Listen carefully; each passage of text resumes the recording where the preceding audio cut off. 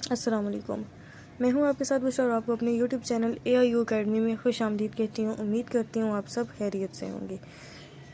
Student, आज की video है ये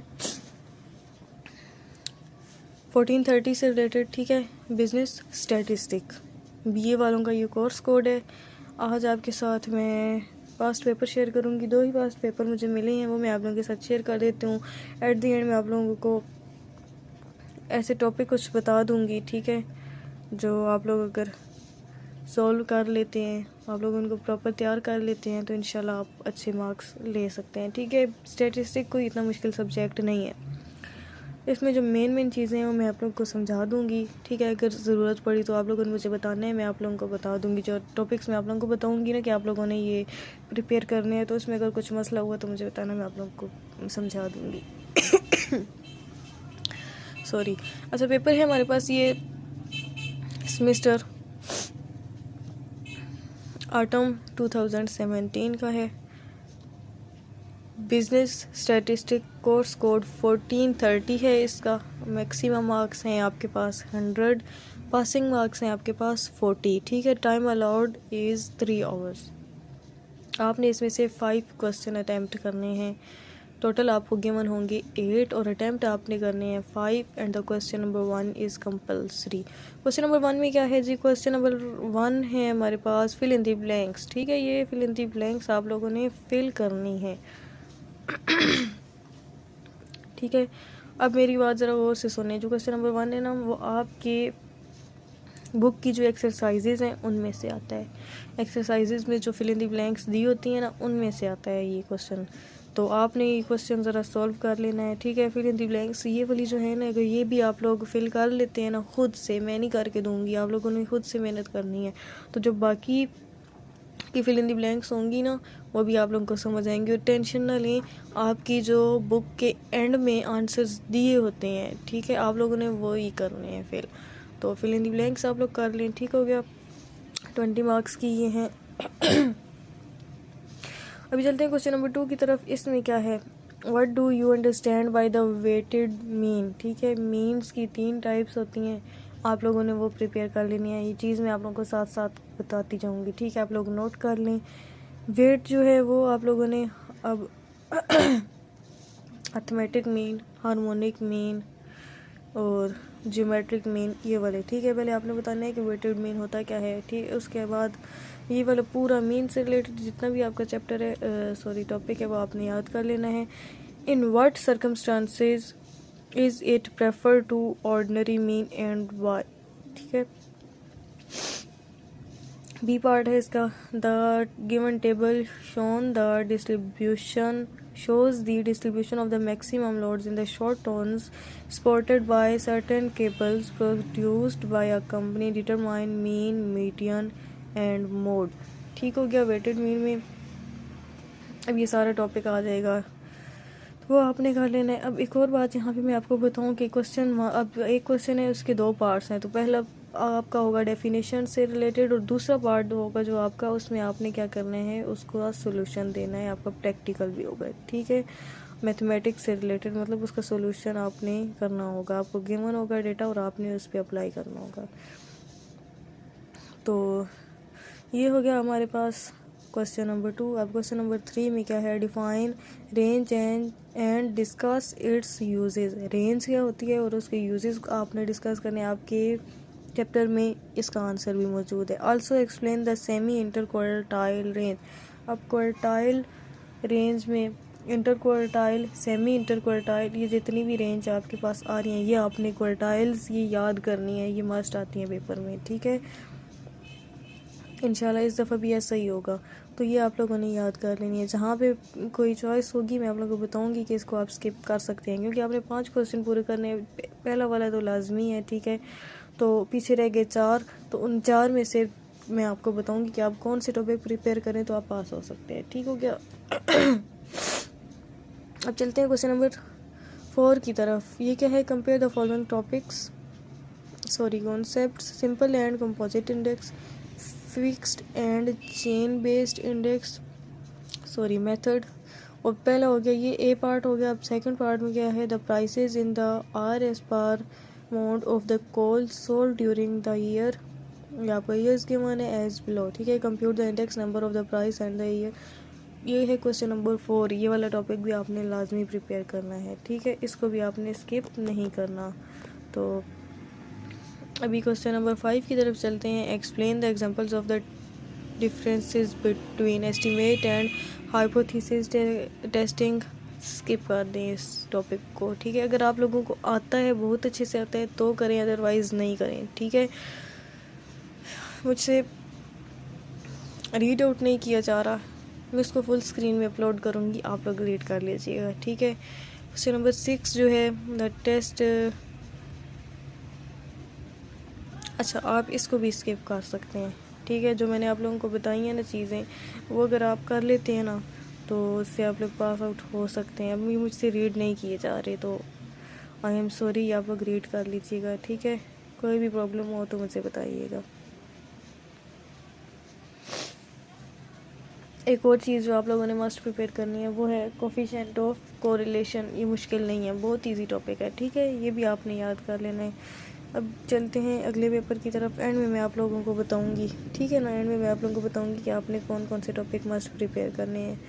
अभी आप लोगों को जब दूसरे पेपर में समझाऊंगी ना तो उसमें क्लियर हो जाएगी बात, ठीक है। अगले पेपर की तरफ चलते हैं। ये है हमारे पास स्प्रिंग 2019 का।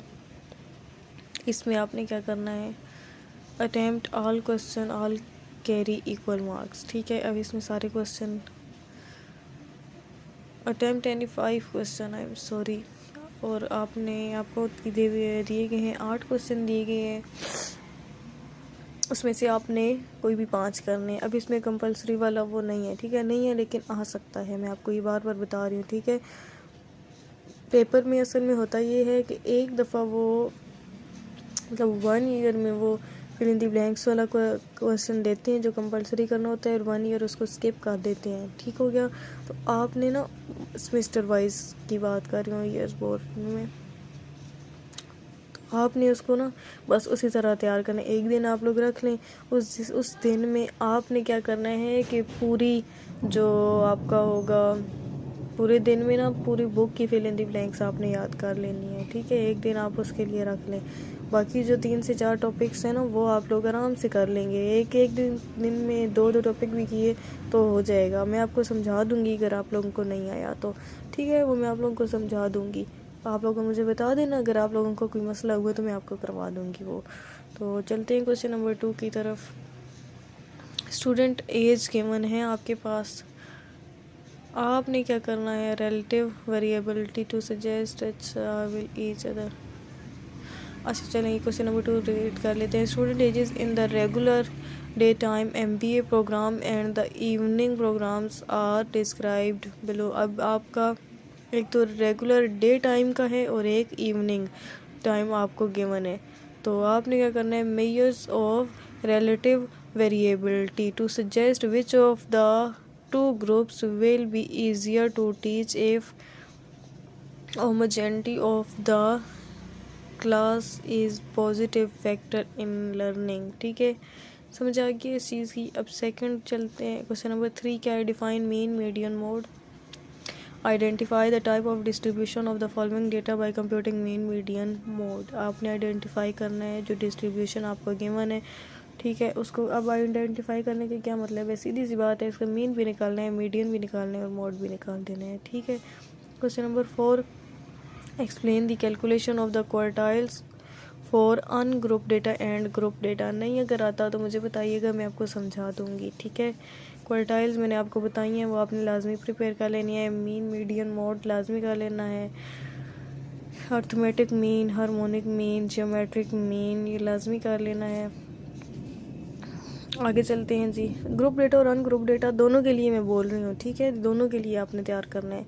क्वेश्चन नंबर 4 हो गया जी। अच्छा 5 में चलते हैं। The data below are the random sample of the 9 firm from the digest of earning reports in the Wall Street Journal on Feb. अच्छा ये आपको गिवन है डेटा, आपने क्या करना है इसमें से average earning per rate share and significant.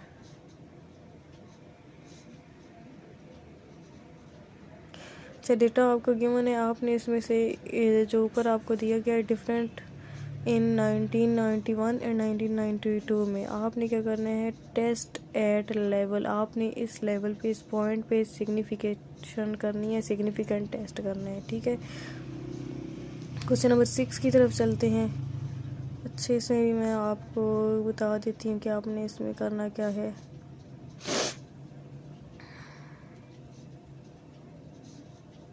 Read कर लें आप लोग भी, ठीक है। आफ्टर सैम्पलिंग से रिलेटेड है ये, अगर आप लोगों को बहुत अच्छे से आता है तो आपने करना है, अगर नहीं आता तो फिर इसको स्किप कर दें। क्वेश्चन नंबर 7 में देखते हैं।